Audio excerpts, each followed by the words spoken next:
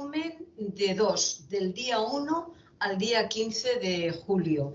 Y Miguel Fernando Ruiz de Villalobos me ha propuesto la siguiente lista: El bus de la vida, de Ivonne Cormenzana; Mala persona, de Fernando García Ruiz; En tierra de santos y pecadores, del director Robert Lawrence; Bike Riders, de La ley del asfalto, del director Jeff Nichols; y en principio la quinta película sería Nuestro día, y bueno, dos, Nuestro día y Water, del director Hong Sang-soo. Estas son las 5 primeras. Luego hay más sorpresas por películas clásicas, ¿de acuerdo? Pues nada, bienvenido Miguel Fernando Ruiz de Villalobos, y nos haces la introducción. Hola, Amordigó, gracias por tu nueva invitación. Bueno, como has dicho, he elegido 5 películas que se pueden ver porque están en cartelera. Alguna muy flojita, supongo que Mala persona todavía se hace en algún cine, pero sí. No está en todos. Yo he elegido 2 comedias españolas porque creo que cuando 2 películas españolas son correctas, no digamos que son obras maestras ni nada de esto, pero si son correctas, creo que se les debe dar la dimensión que se merecen. Y empiezo por El bus de la vida, que se estrenó el pasado día 5 de este mes de julio, porque es una película reconfortante en cuanto a que toca el tema del cáncer, el tema de la enfermedad del cáncer. Como has dicho muy bien, la ha dirigido Ivonne Cormenzana, que es un director nacido en Portugalete. Es más conocido como productor. Recordemos que ha hecho importantes producciones de películas muy famosas, y yo creo que en esta tercera película ha acertado porque toca un tema muy delicado, el tema de la enfermedad del cáncer. Justamente salía hace poco la noticia de que en España mueren ya más personas por culpa de las enfermedades cancerígenas que por culpa de las enfermedades cardiovasculares, que hasta ahora era la más importante. Por otro lado, la película lo que tiene es un reparto muy interesante. Dani Rovira es el gran protagonista, muy bien acompañado de Susana Ibatua, de esa maravillosa actriz secundaria, pero que cuando ahí aparece se ilumina la pantalla, como es Elena Irureta, sí. Y Antonio Durán en los principales papeles. ¿Estás de acuerdo con lo de Elena Irureta, no? Es una actriz secundaria reconfortante, ¿no? La ves y, no sé, estás como en casa. Sí. Realmente es un personaje importante. La historia es muy sencilla. Es un muchacho, es Dani Rovira, que es compositor de banda de música moderna, de jóvenes, que compone para un grupo donde hay el líder. A él le gustaría subir al escenario y poderse atrever a tocar en público, pero es muy tímido. Entonces, ¿qué pasa? Que desesperado porque sus canciones que él compone las canta el otro amigo, que es muy amigo y se quiere mucho, pero es el que va de prepotente, el que le sigue a las fans, el que le sigue la prensa y los medios. Él decide que recoge un trabajo que le ofrecen de profesor, digamos, sustituto en una clase de música de un pequeño pueblo de Euskadi. Y él se va a Euskadi, pues dispuesto a dar esas clases. Lo que pasa es que cuando llega allí empieza a tener un dolor de oído, va al médico y le dicen que tiene un problema cancerígeno en esa parte del cerebro. Claro, esto le cambia la vida, y aconsejado por diferentes personas del colegio y de la vida que está llevando ya en esa pequeña localidad, le dicen que hay un autobús que va recogiendo a diferentes pacientes porque los llevan a un hospital importante de Bilbao, donde hacen el correspondiente tratamiento de quimioterapia, radioterapia, etcétera, etcétera, ¿no?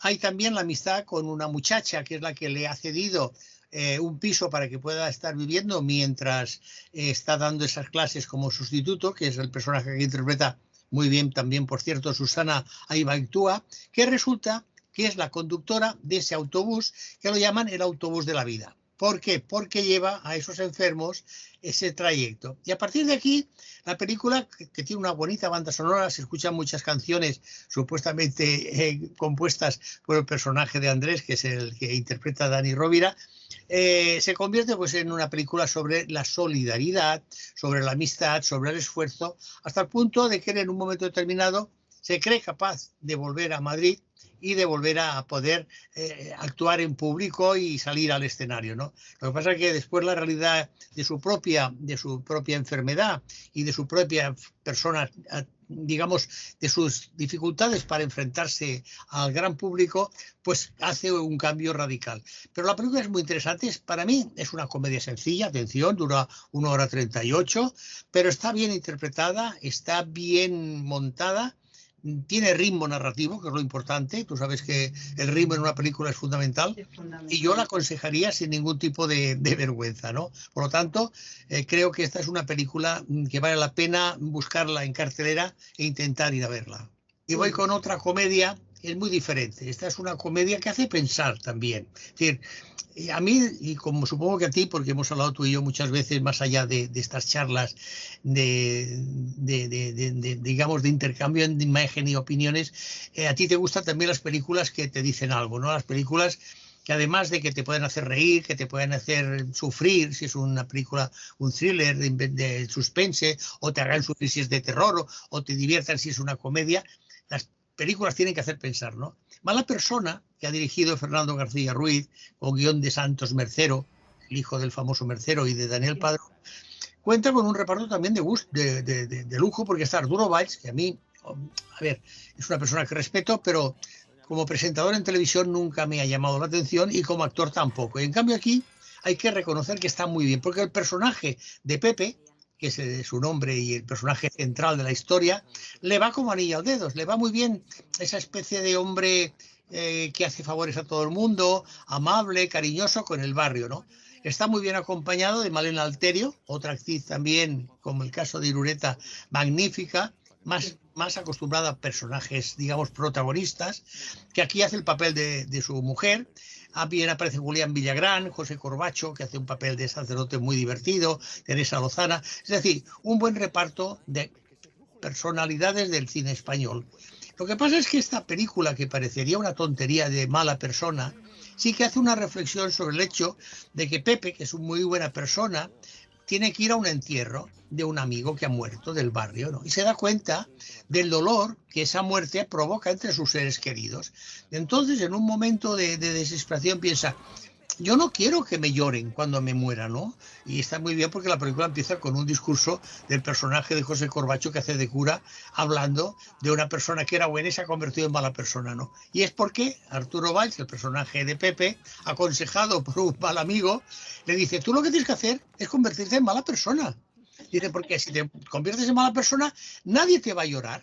Y evidentemente él empieza a hacer todas las perrerías del mundo para convertirse en mala persona. Claro, hace ver que tiene un amante, trata mal a las personas, antes era educado con las personas mayores, ahora casi las atropella. Es decir, toda una serie de acontecimientos para hacer que sea una persona antipática. Lo que pasa es que, como se sabe en estos casos, los tiros siempre salen por la culata. Para mí es una película muy divertida e, insisto, te hace reflexionar, lo cual en estos momentos en que todo el cine español parece muy enfocado a decirnos lo que tenemos que ver, lo que tenemos que pensar, lo que tenemos que hacer, etcétera, etcétera, a mí me parece que es una película muy interesante desde este punto de vista.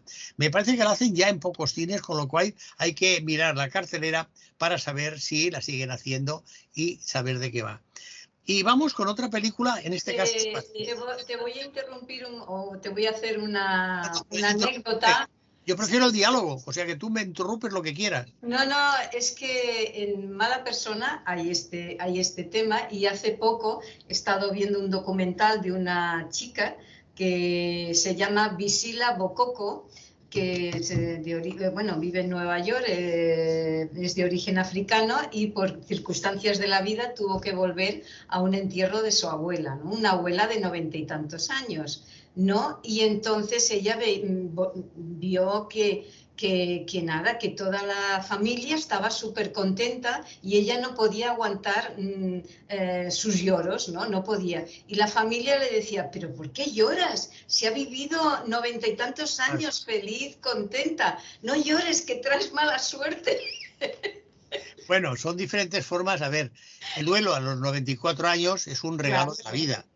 El duelo con 24 años es, no voy a decir la palabra, pero es una mala pasada de la vida, ¿no? Entonces, claro, hay que valorar un poco qué tipo digamos, de entierro vas, ¿no? No es lo mismo ir al entierro de un muchacho de 14 años por una enfermedad o de un muchacho de 24 por un accidente que ir al entierro de una persona de 94 que ha muerto porque tenía que morirse, como nos vamos a morir todos. Pero lo bueno es morirse eso a los 94, a los 95, estando bien de salud, estando bien de la cabeza, que las piernas también te respeten y sin haber molestado demasiado a la familia, que también es importante, ¿no? O sea, que todo lo que no sean que ni tú pierdas ni los demás pierdan, yo creo que es una forma bonita de irse de la vida. Lo que pasa es que no es fácil irse con elegancia de la vida. Es como aquello de cómo terminas una película. El 90% de las películas que vemos actualmente, no sé si estás de acuerdo, amor, no saben cerrarlas. Porque pasa como en las series, no saben cerrarlas. Y alargan o ponen elementos que dices, pero si esto 3 minutos antes o 2 o una secuencia antes lo hubieras cerrado mucho mejor. Sí, y es porque... Sí. En eso te doy la razón, sí. Suelta mucho salir con dignidad de algún sitio, ¿no? Salir con dignidad de un sitio que tú a lo mejor estás incómodo, sin que molestes a los demás y que los demás no te lo reprochen, es muy difícil. Por eso a mí me gusta reflexionar cuando el cine te sirve para reflexionar mucho, no solamente para pasar un buen rato. Mira, después hablaré, hoy he visto Twister y he pasado un rato muy divertido. También me ha hecho reflexionar, claro que sí. La capacidad de reflexionar está en nosotros, no en el producto que estamos utilizando, que estamos viendo, que estamos consumiendo. La capacidad de pensar está en nosotros. Por eso he recomendado también otra película que dirán, hombre, es muy violenta, sí, pero la violencia forma parte de nuestra vida. Hace poco hemos visto un hecho violento en Estados Unidos, ¿no? ¿Y por qué? Porque es una película irlandesa que pasa en Irlanda, bueno, tiene coproducción con Reino Unido y Estados Unidos, pero es una película irlandesa, que pasa en Irlanda. Entonces estaremos de acuerdo que Irlanda tiene una belleza natural maravillosa. Tiene es un mundo sin árboles, lo cual es extraordinario, sin ser un desierto, ni ser una tundra, ni ser un espacio helado, pero en cambio tiene ese mar embravecido, esas costas cortadas como con cuchillo o con hacha, y la historia se titula En tierra de santos y pecadores, como has dicho muy bien, el director es Robert Lawrence, y tiene como gran protagonista, bueno, al que todo el mundo dice, bueno, es que siempre hace de malo, de asesino, siempre hace cine violento. Sí, es cierto. Liam Neeson, que es el actor al que me refiero, lo han encasillado un poco y todos sabemos que una de las tendencias del cine o de cualquier actividad en el mundo, cultural, deportiva, profesional, etcétera, etcétera, es la especialización. O sea, cuando tú vas al médico, primero vas al médico generalista, pero después, según qué tipo de problema tienes, te envía al especialista, ¿no? Es decir, es un hecho. Cuando vamos al abogado, un abogado no trata de todo. Hay el abogado laboralista, el criminalista, el tal. Es decir, la especialización, desgraciadamente, sería casi cosa obligada, lo cual hace más pequeño el campo del conocimiento, no cabe duda.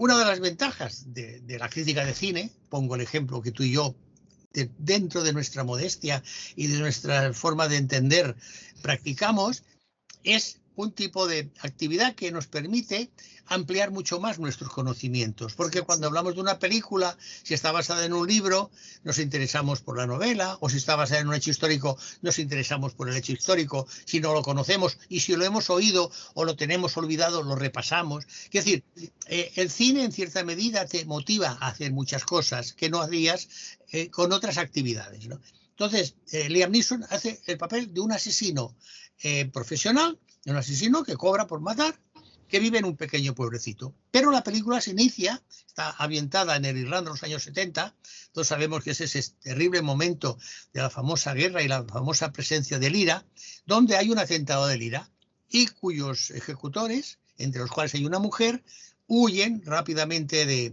Dublín, que es donde se produce el atentado, hasta llegar a un pequeño pueblo, que es donde vive el personaje de Liam Neeson, que se llama Finbar Murphy, y que es un asesino a sueldo, como han habido en tantas películas, ¿no?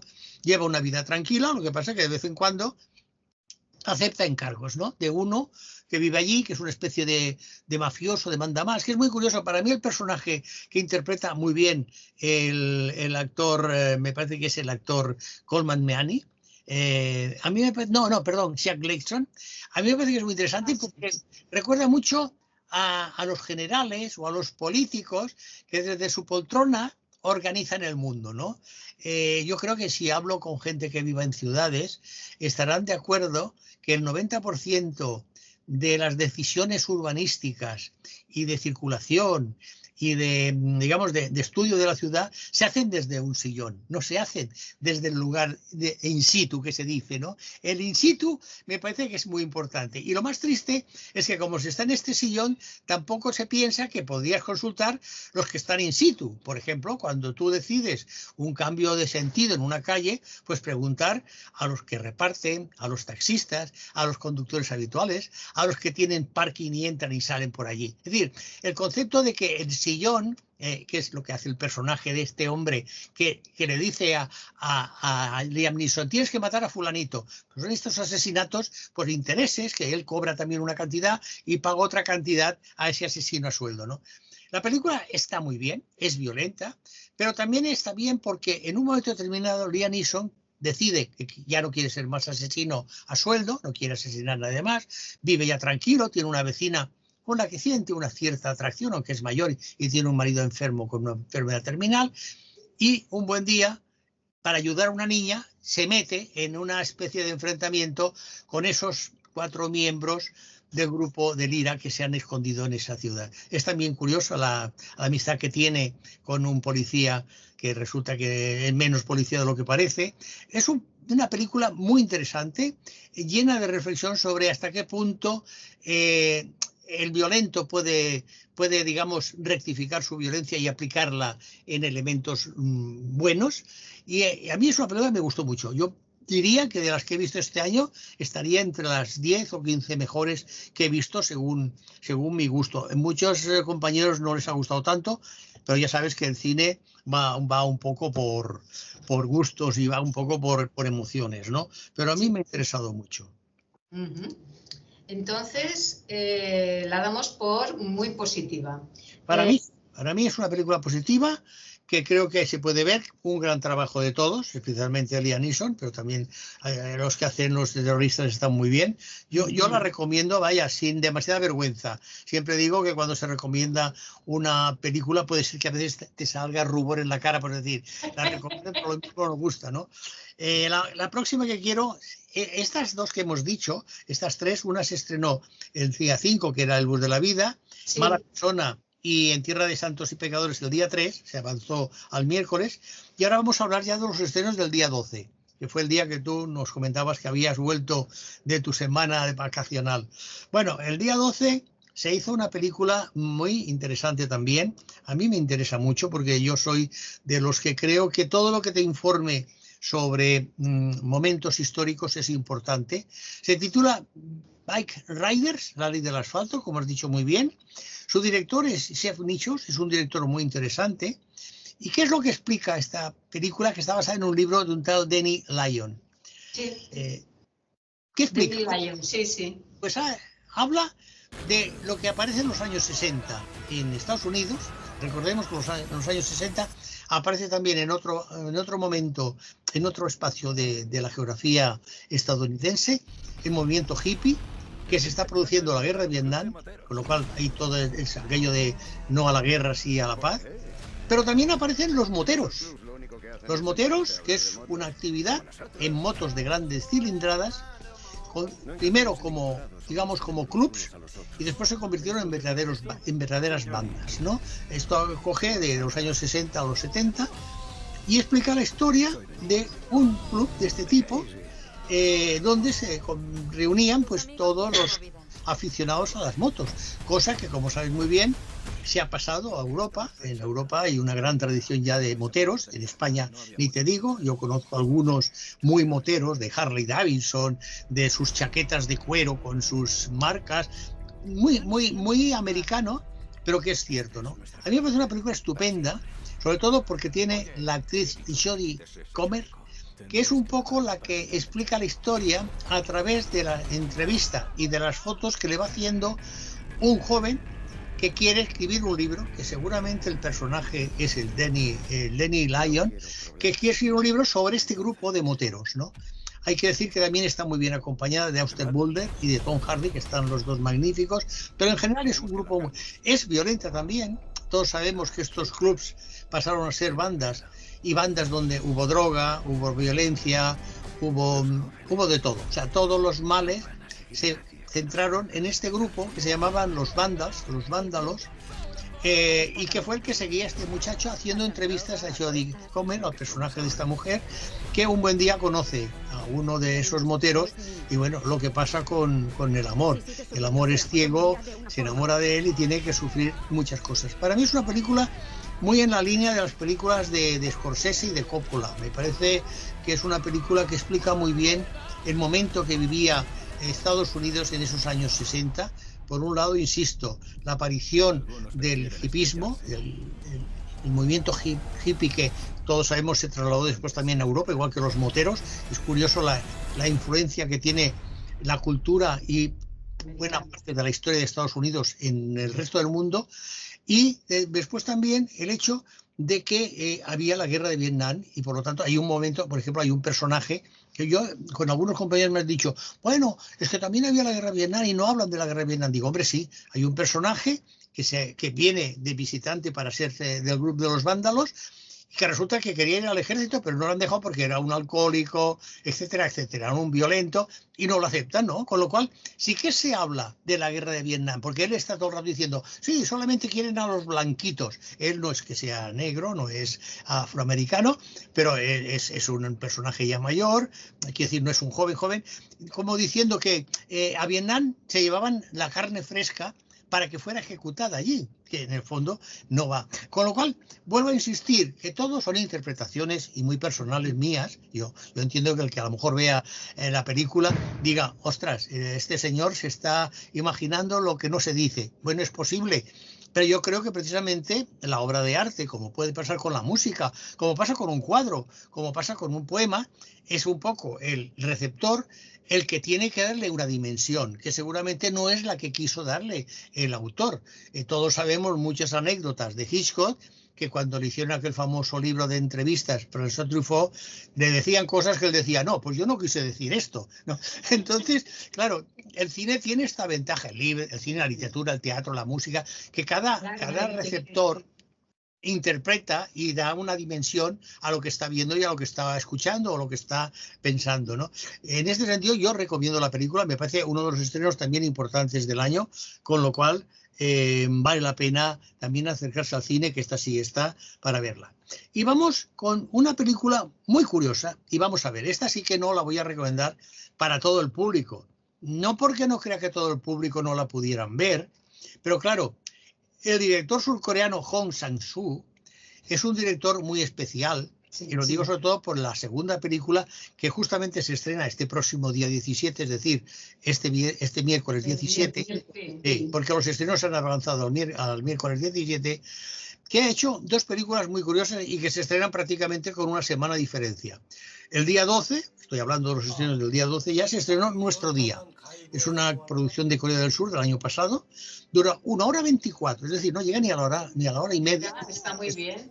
Sí, no, es casi como una especie de documental, pero es una película, mira, con guión, dirección, montaje, fotografía, música del señor Hong Sang-soo. ¿Por qué? Bueno, porque este hombre coge a su equipo, entre ellos su famosa, digamos, musa inspiradora, que es Kim Mi-hye, los reúne, supongo que les habla mucho, les explica mucho, y después, por lo que yo interpreto, les deja que hablen lo que quieren, porque los diálogos son tan frescos, son tan, no sé, tan espontáneos, que tú piensas, es imposible que se los hayan aprendido, porque además me parece que esto lo rueda en un fin de semana, quiere decir que no, tampoco se mata, ¿no? ¿Y qué hace? Bueno, divide la historia en dos historias o en dos espacios. En el uno, estamos en un día de verano en Seúl, la capital de Corea del Sur, una actriz de unos 40 años que se instala, llega a Seúl porque está trabajando fuera y se instala en casa de una buena amiga que además tiene un gato. Los gatos, todos sabemos, en el mundo oriental, tanto en Japón como en China como en Corea del Sur, los gatos son animales muy importantes y al cabo de un rato llega otra muchacha para ver a su amiga. Se quedan las tres allí hablando de muchas cosas, pero de cosas muy interesantes, y eso sí, bebiendo mucho. Y en el otro lado de la ciudad hay un poeta, Hong, de unos 70 años, que vive solo, pero que una muchacha de una escuela de cine le está haciendo un reportaje con una cámara en mano. Cuando también de repente llega un tercer personaje, que es un muchacho joven, que quiere preguntarle al poeta, pues las preguntas esas, digamos, trascendentales, que cuando tienes esa edad de joven, que has superado la adolescencia y te das cuenta de que la vida es bastante más complicada de lo que crees, necesitas un poco la voz de la sabiduría, que es la voz de la edad, ¿no? Aparte de que el poeta joven pues es un poeta famoso, ¿no? Y a lo largo de esta historia, en esos tres personajes, cada uno en su espacio, el director lo que va haciendo es analizar nuestra existencia, ¿no? Sería un poco el cine dentro del cine, porque la actriz veterana, esta actriz ya de 40 años, digo veterana porque en cine 40 años ya son muchos para las actrices, le reprocha a su amiga que quiera ser actriz, ¿no? Es que yo nunca he podido hacer lo que quería, siempre he sido una mandada. O sea, que hay una cierta crítica por parte del propio director y guionista de que el cine, con toda su apariencia de que es un arte muy de libertad, es un arte que combina muchas otras artes, en el fondo también tiene unos esquemas como muy cerrados, y es que, claro, un guión tiene que ser un guión, todos sabemos, y quien no lo sabe pues se puede interesar, en cine hay las marcas, que son lo que debe hacer el actor para no salirse del cuadro, para que la luz le llegue bien, para que el cámara no se enfade, para que la voz le llegue bien también al microfonista, es decir, todo este aspecto que sería la parte de detrás del teatro, las famosas bambalinas, que en cine todos creemos que el cine es como lo vemos, y el cine es una cosa horrorosa en cuanto a su construcción. Es más complicado hacer una película que levantar un rascacielos, y quien me escuche dirá, este tío está loco, pero si lo analizamos y lo reflexionamos un poco, entenderemos que un rascacielos normalmente, si no es que se haya inventado una nueva forma de construcción, se hace desde abajo hasta arriba, ¿no? Se ponen los fundamentos y poco a poco van subiendo los pisos hasta llegar, si tú quieres, casi al cielo, como la famosa Torre de Babel. Pero una película, sabes tú perfectamente que a lo mejor primero se puede rodar al final, después se rueda una parte de delante, después otra parte de atrás. Es decir, es una estructura absolutamente desestructurada, lo cual es muy divertido, porque claro, después resulta que en el cine, objetivamente, más que el guión, más que la interpretación, más que la dirección, lo fundamental, teniendo en cuenta ese concepto de lo destructivo, sería el montaje, que es la construcción, ¿no? La construcción de lo que es la película, lo que es el rascacielos, ¿no? Entonces, la película Nuestro Día a mí me parece maravillosa, y pasa la circunstancia de que esta semana que viene, el miércoles, se estrena In Water, que es todavía la sublimación de la experimentación por parte de Hong Sang-soo. Y es que es una película que dura 61 minutos, atención, o sea, sería ya justo un largo justito, ¿eh? Porque los largos empiezan con 60, si no hubiera sido un mediometraje. Y casi el 90 y tanto por ciento de la película está desenfocada. Totalmente así, por lo cual yo aviso que cuando vayan al cine no se quejen, no griten ni den palmas diciendo foco, foco, no. El director la crea desenfocada, pero por una razón muy cierta. Mira, hay dos interpretaciones. Se titula I Water, y es la historia de un director que está en una localidad cercana al mar, un director joven, que quiere hacer una película, pero que no la tiene clara. Entonces, I Water, todos sabemos que en el agua todo se ve difuminado. Esta puede ser una interpretación. Y la otra interpretación, que creo que es la más acertada, es que Hong Sang-soo, cuando hace la película, para demostrar que el director, este director joven, no tiene muy claro el tipo de película que quiere hacer ni la historia que quiere explicar, hace que se desenfoque. Y si te acuerdas, el tema del desenfoque ya lo utilizó el Woody Allen en la película Desmontando a Harry, donde el señor Robin Williams, que era un personaje no protagonista, aparecía desenfocado. Es decir, para hacerlo, digamos, desaparecer, en el sentido de que no tenía una personalidad visible, ¿no? A mí me parece, como experimentos, realmente yo no sé en cuántos cines se va a estrenar I Water, no sé cuánto va a durar, pero los que sean aficionados a este tipo de cine de investigación, de ejercicio casi espiritual, por decirlo así, yo les aconsejaría que fueran porque lo van a pasar muy bien, la verdad. Lo van a pasar muy bien, sobre todo con nuestro día Eywater. Claro, hay que tener paciencia porque visualmente cansa, visualmente ver tanto rato. Pero bueno, es una experiencia también que se ha de vivir. Y si te parece, ahora lo que voy a hacer, las dos sorpresas que tú decías, bueno, dos sorpresas y un epílogo, por decirlo así, y es que hay que recuperar ciertas reposiciones que se hacen. La primera, que empezó el día 5 con Tres colores azul, es recuperar lo que para mí me parece una de las películas más maravillosas, supongo que tú estarás de acuerdo conmigo, Tres colores azul, de Krzysztof Kieślowski. Es una de las grandes películas del cine, con una banda sonora extraordinaria de Zbigniew Preisner y un trabajo, acuérdate, de una Juliette Binoche, que en aquel momento no era tan famosa como ahora. No, Juliette Binoche, sí.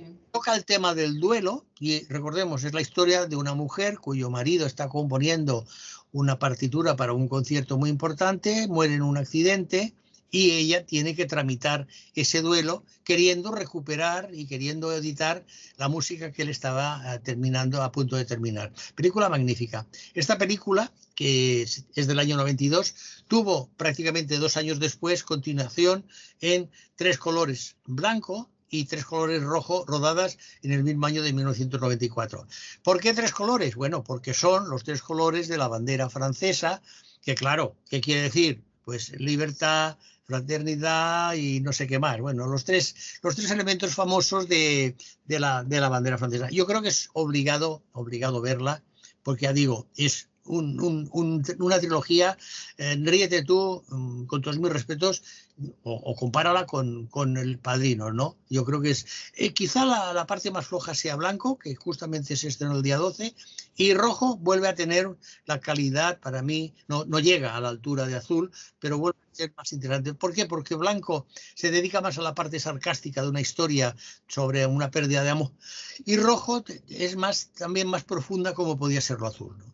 Y a la otra posición que creo que hay también, sobre todo para los más pequeños, pero para los amantes del anime, es la reposición 20 años después, porque es del 2004, del Castillo Ambulante. El Castillo Ambulante es una de esas grandes películas del anime que ha fabricado, que ha construido el famoso, y yo pienso que imposible de imitar, Estudio Ghibli, ¿no? El Estudio Ghibli y el director Hayao Miyazaki son dos fueras de serie. El anime, como sabemos, es el cine de animación en Japón, procedente del manga, y El Castillo Ambulante, curiosamente, que parecería que tendría que ser una historia japonesa, es una historia europea, porque está basada en un libro de la escritora Diane Wynne Jones. Y sí, es una película de una belleza estética, de una imaginación, este Castillo Ambulante, porque es una historia muy divertida. Es una historia de una muchacha que es maldecida por una bruja que la convierte en anciana. Entonces ella, para poder recuperar su juventud y perder el aspecto de anciana, busca a un mago que vive en un castillo ambulante. El mago O vive en un castillo ambulante y le pide ayuda, pero a la vez ella tendrá que ayudar también a este mago. Lo del castillo ambulante, los que vean el tráiler, por ejemplo, en YouTube, se darán cuenta de la imaginación que tenía Miyazaki para llenar de cosas, de elementos, ese castillo que se mueve. Yo creo que es de las películas que se han de ver por obligado cumplimiento, y si la vieron en el 2004, repítanla, porque evidentemente ahora aparece con mejor sonido, mejor aspecto, digamos, de proyección. Pasa un poco como Tres colores, azul, blanco y rojo, ¿no?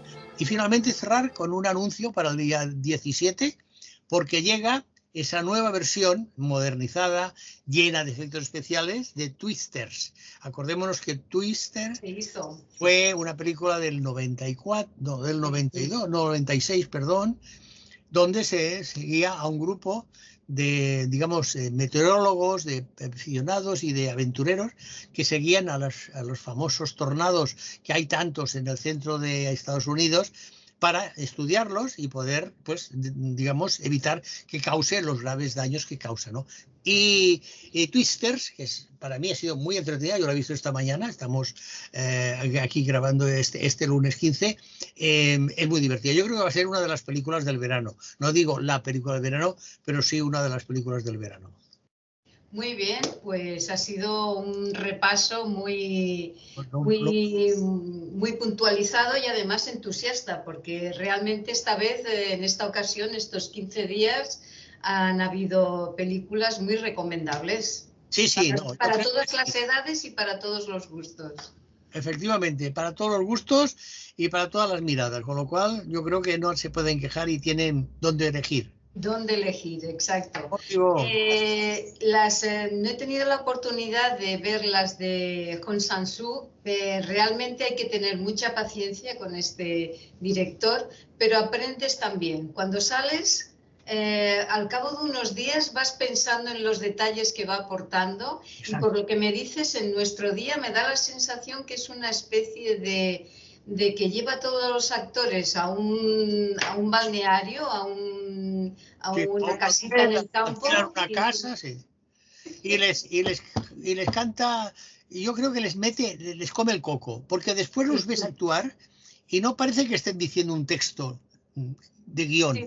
Parece que están hablando ellos como el personaje que están incorporando. Sí, ¿no? Como los personajes, sí que es verdad. Eso es maravilloso, eso es la capacidad de él de hacer suyo a los actores y de autocriticarse cuando la actriz esa de 40 años que llega invitada a esa amiga con un gato, los gatos son importantes, porque el poeta también tiene un gato, o sea, que gatos hay por todos los sitios.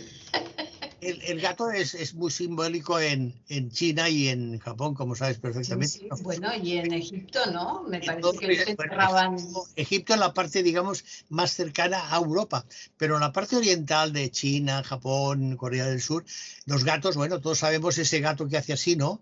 Sí. Las tiendas chinas de todas las ciudades españolas. Sí, que te invita a comprar, o sea, se ve que estaba lloviendo y el gato te invitaba a entrar en la tienda para comprar.